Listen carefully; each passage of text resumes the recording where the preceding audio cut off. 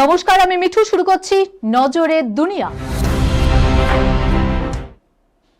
অবতরণের সময়ে প্রবল ঝাঁকুনি, রানওয়ে থেকে ছিটকে গেল বিমান। ভয়াবহ দুর্ঘটনা নেপালে। অবতরণের সময় রানওয়ে থেকে ছিটকে গেল যাত্রী বোঝাই বিমান। রানওয়ে থেকে প্রায় 200 মিটার দূরে গিয়ে পড়ে উড়ানটি। তবে শেষ পর্যন্ত বড়সড় ক্ষয়ক্ষতি হয়নি। নিরাপদে উদ্ধার করা গিয়েছে বিমানে থাকা 55 জনকে। শুক্রবার রাতে নেপালের রাজধানী কাঠমান্ডু থেকে ভদ্রপুরের দিকে রওনা হয়েছিল বুদ্ধ এয়ারের একটি বিমান।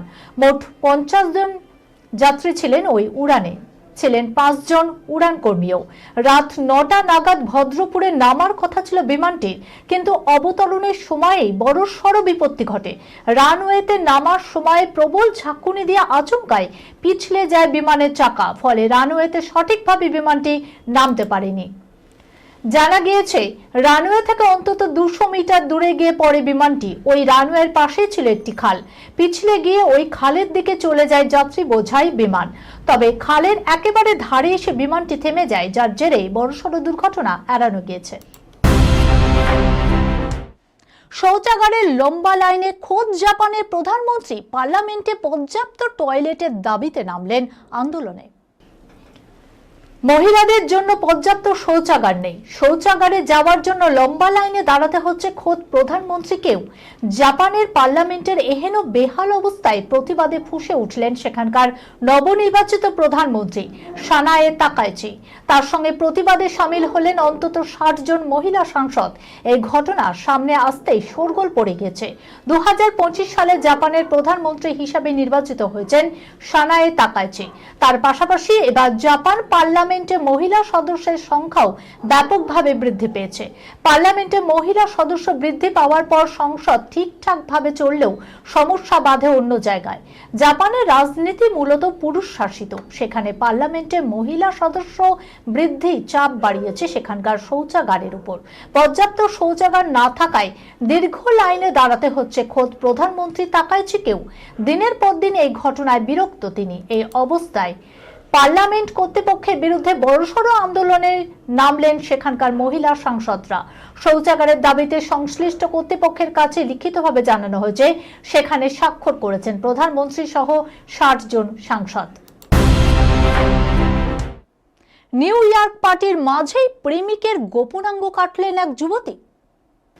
নতুন বছরের আনন্দ যখন তুঙ্গে, ঠিক তখনই মুম্বাইয়ের সান্তাক্রুজ ইস্ট এলাকায় ঘটে গেল এক হাড় হিম করা ঘটনা। দীর্ঘদিনের প্রেমিকার ওপর প্রতিশোধ দিতে এক ভয়াবহ পথ বেছে নিলেন বছর 25-এর এক যুবতী। পুলিশ সূত্রে খবর, যুবতী এবং 42 বছর বয়সী ওই ব্যক্তির মধ্যে দীর্ঘ 7 বছর ধরে প্রেমের সম্পর্ক ছিল। যুবতী বারবার বিয়ের জন্য চাপ দিলেও ওই ব্যক্তি তা এড়িয়ে যাচ্ছিলেন। বছরের পর বছর অপেক্ষার পর ধৈর্য হারান প্রেমিকা। নতুন বছরের রাতে এক ভয়াবহ পরিকল্পনা সাজান তিনি। নতুন বছরের উদযাপনের অজুহাতে প্রেমিককে নিজের বাড়িতে ডেকেছিলেন ওই যুবতী। ব্যক্তিটি ঘুণাক্ষরেও তার টের পায়নি সেখানে তার জন্য কি অপেক্ষা করছে। উৎসবের আবহে কথা কাটাকাটির এক পর্যায়ে রাগের মাথায় প্রেমিকের গোপনাঙ্গ ক্ষতবিক্ষত করে দেয় তিনি। গুরুতর আহত অবস্থায় কোনো মতে ঘর থেকে পালিয়ে বেরিয়ে আসে ওই ব্যক্তি। এরপর নিজের দাদাকে ফোন করে পুরো বিষয়টি জানান। দ্রুত তাকে উদ্ধার করে হাসপাতালে ভর্তি করানো হয়েছে। বর্তমানে সেখানে তার চিকিৎসা চলছে। ঘটনার পর থেকে অভিযুক্ত যুবতী বেপাত্তা। সম্পর্কের টানাপোড়েন যে কতটা হিংসাত্মক হয়ে উঠতে পারে এই ঘটনা তার এক ভয়ঙ্কর উদাহরণ।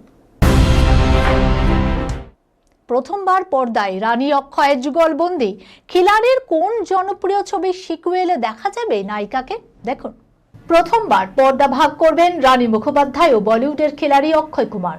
নতুন বছরের শুরুতেই এই খবর ছড়িয়ে পড়েছে।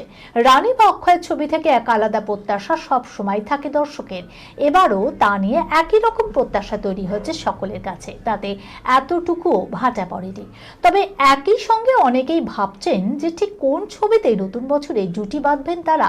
শোনা যাচ্ছে অক্ষয়ের জনপ্রিয় ছবি OMG এর তৃতীয় ফ্র্যাঞ্চাইজি আসছে নতুন বছরেই, আর সেখানেই নাকি দেখা যাবে অক্ষয় রানীর যুগলবন্দি। বহুদিন ধরে ইন্ডাস্ট্রির অন্দরে অক্ষয়ের জনপ্রিয় ছবি OMG এর তৃতীয় ফ্র্যাঞ্চাইজি নিয়ে নানা জল্পনা ছিলই। তার সঙ্গে যদি এবারে এই গুঞ্জন সত্যি হয় তাহলে এই ছবির হাত ধরে প্রথমবার পর্দাভাগ করবেন রানী মুখোপাধ্যায় ও অক্ষয় কুমার। এই খবরের সঙ্গে শেষ করলাম আজকের নজরে দুনিয়া। আপনারা দেখছেন টিভি 24 বাংলা, সংবাদ বিনোদন সারাদিন সারাক্ষণ।